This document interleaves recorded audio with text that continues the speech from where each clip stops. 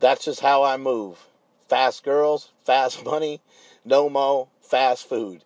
This is Mark Belm, SuperTraining.tv, Super Training Gym, the strongest gym in the West, answering more questions today for the Power Project. Brought to you by HowMuchYouBench.net, The Slingshot, and the only strength magazine in the world, ThePowerMagazine.com. Also brought to you by Rogue Fitness and Reebok. What a mouthful that is. But anyway, we got lots of stuff to get to today, and let's get to it right now. We got a question from Donna Dyson. Not really a question, more of just an overview of what she learned when she came out here from New Zealand. Donna hit me up on an email. She came out here from New Zealand. I trained her and 3 other people, one person including her daughter. Another person was somebody that she works with in New Zealand, another coach. And I asked her, I said, what are some of the take-home messages that you got from doing my workshop? And she said, she gave me kind of a list of some of the things that she felt were the most useful and the most helpful, and some things that she's not really heard of before, and some things that she's not really familiar with. And she is somebody who has been a coach in CrossFit for a while now. She's somebody who's been in fitness and been in the strength world for a while. And so she's run into some pretty good coaches, but I was able to give her some advice that really is going to have a profound effect on her training and also the training of the people that are in her gym. And that's a lot of the reason why I do the Power Project, and that's a lot of the reason why I take on workshops. I'm actually doing one today for free at Davis CrossFit. Sometimes I do that. I did one for Charlie Zamora as well, a good friend of mine. On occasion, I'll do that for free just to help spread the word of strength. Everything's not always about money with me. I make my own money my own way, and I don't always have to suck people dry of money for some training. Anywho's, that's another topic for another day. But the biggest take-home message that she said she got was keeping her hips more forward in the squat and in the deadlift. She didn't realize, not only is she overextending quite a bit when she is doing a squat, but she kind of just walks around overextended. And I asked her, knowing the answer already, I said, is your back just, constantly tight?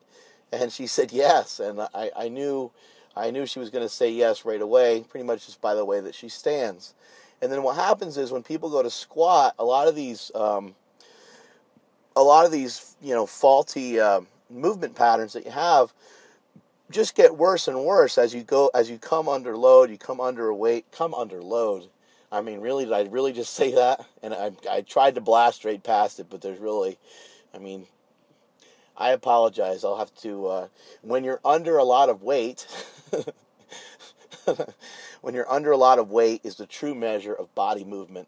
I get sick and tired of being sick and tired, and I get sick and tired of seeing these asinine tests of people trying to do a squat, or even worse, an overhead squat with just a barbell or with just a broomstick or a PVC pipe. Give me a break. Take that PVC pipe and throw it out the goddamn window. Don't do that shit anymore. If you want to try to move around the PVC pipe for a little bit, whatever, that's cool. But don't try to judge anybody's movement patterns based off of that. Everyone's movement pattern should suck off of that if they're strong. Strong people are going to be a little bit stuck in certain spots.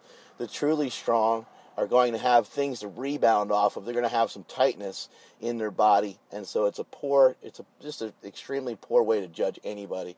You need at least 100 pounds on there to judge most people, and in some cases, for the big boys, you need more weight. Anyway, that's another topic for another day. But she said keeping her hips forward was crucial, and just trying not to stick the butt back and curl the butt back too much before she went to descend into the squat. The pain in her lower back was gone when she applied that to deadlifting and squatting. And she said, wow, what a subtle difference, a subtle change, a small change can really make a big difference. She also said she didn't realize how important it was to not really control the downward motion of the squat. And I'm a huge believer that you have to really commit to the squat from the very top of the lift, more so than the bench press. Because the bench press, especially in competition, for some reason there's a pause. I don't know why. Nobody makes you pause your squat. But in the squat in particular, you really got to commit the dynamics of a squat. You really got to commit to that sucker from the very top of the lift. And there's a lot of different ways to lift. There's a lot of different ways to go about doing it. You can control it on the way down, and you can kind of ball up and stay tight. But at some point, I feel the best way for most people, not all, but the best way for most people is to come down, control that weight from the top, and then gradually just kind of let yourself go just a little bit at the bottom as you open up those knees a little bit at the bottom, and as you pull your chest up and you keep your head in a good, strong, neutral position, and you really want to kind of rebound out of that bottom. I'm not talking about a straight dive bomb, although that sometimes can be a great movement as well for some people who have perfected it. A lot of times it just gets to be some really risky, nasty business on the knees. But in general, you want to really commit to that squat from the top. The greatest powerlifter of all time, Ed Cohn, has said that many times. You got to commit to the squat from the very beginning. And if you watch Ed Cohn, which I urge you strongly to do, whether you're a powerlifter or not, go click, type in Ed Cohn on the YouTubes and go and check him out. He's a sick mofo. 1,000-pound squats at 220 pounds. But watch his descent. He really commits to that thing at the top. It's almost like he's pulling himself downward towards the ground. And then at the very bottom of that lift, you'll see him kind of just hit that bottom real hard. And what happens is he shoots out of the bottom real fast. So that's kind of what you're looking to do. I would say, for the real big squats, you're going to have a descent for most people. Some people can just really floor it and fly down there, but I would say you're looking at a 3 to 4 second descent. But the concentric part of it, the upward motion of it, should be approximately about half of that. As you get to real maximal loads, it'll be like 3 and 3 or 4 and 4 almost, depending on if you get out of position. If you can maintain position, it'll be faster, it'll be smoother, and it won't kill your whole face. Some other take-home messages that she really liked was on the deadlift with kind of screwing your feet into the floor, screwing your hips into the floor. You need your hips to be dialed in. You need your hips to be ready for the lift. And by hips, I'm basically talking about your ass. Do this little test right now. Stand up. Point your feet straight ahead. Flex your butt as hard as you can. And then slightly just point your toes out. And what you're going to feel is you're going to feel your butt is flexed as hard as it can possibly be flexed. With your feet completely straight ahead, oftentimes it's hard to get the hips all the way through. Many of us have too tight of hip flexors to do that, but with the feet pointed out 10 to 15 degrees, you should be able to get the hips forward and flex your butt as hard as possible. Now that's conventional. Sumo, you're going to have your feet pointed out a little bit further due to the dynamics of the lift and due to the fact that the barbell is just simply in your way sometimes. Go ahead and try this test out as well. Point your feet out as severely as you can. Duck them way out, both feet, with about a shoulder width stance. And now try to flex your ass as hard as you can. And you're going to find it's very difficult to flex your butt. It's very difficult to get your hips forward. So you want your feet to be pointed out approximately 10 to 15 degrees. Everyone's a little different on that. Not going to say we're all the same because we're not. That's the truth of it.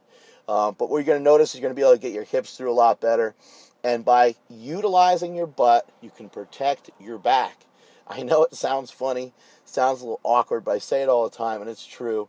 If you're using your butt, if your butt is strong, you shouldn't be hurting your back. Sounds insane. Let's see. She got one more cue here. The reverse hand position on the bench press. This is something I picked up from Jim Wendler years ago. Jim Wendler is the author of 531. Those of you who never checked out 531, you should. Anyway, Jim Wendler would say, I'm not sure if Jim Wendler invented this. I'm sure somebody else did. But I heard it from Jim Wendler. Let's just put it that way. So Jim Wendler says, lay down on the bench. You lay back on the bench. Your head's on the bench, and you're ready. You're setting up for the bench press. Now what you do is you take your hand, you turn it under like you're going to bench press with a reverse grip, okay? And now you wiggle yourself in a position, you pull your shoulder blades down towards your butt, and then from there, with both hands rotated this way, you simply just turn your hand over and grab the barbell. You want to do that you want to do that without really turning your elbow out, because you're going to defeat the purpose of what we're doing here. Part of what we're doing is going to be hard for me to show you in here. Look at those guns. Holy crap. Anyway, what we're trying to do here is we're trying to screw that shoulder blade into the socket and have it be down and back. And there's a lot of different ways that we can try to go about doing that, but the best way to do it is to relax your arm and simply turn your palm over, your hairy palms. Turn those over, and voilashka, we're ready to go. Another tip for the bench press that I picked up from Paul Childress this weekend, so that's going to help you set your shoulders in place, right? Another tip I picked up from Paul Childress this week, who's one of the all-time greats in powerlifting history. He said on the bench press, realize that the bench press is more of a downward motion this way than it is a downward motion this way. So you got to get the weights out a little bit. Keep those shoulder blades back in here, as we said earlier. Okay. From here, we're going to take the weights out, and we want to take the weights out until there's no other choice but to start to descend. Again, that's going to keep the anterior delt, the front of the shoulder. That's going to keep you from over rotating that front of the shoulder and from causing too much stress and too much damage. We are running out of time here at the Power Project. I just wanted to share that with you. Thank you for working with me, Donna Dyson. I was going to say Tyson. Donna Dyson, thank you for working with me, and I look forward to working with more people in the future. Strength is never a weakness, and that is it from supertraining.tv.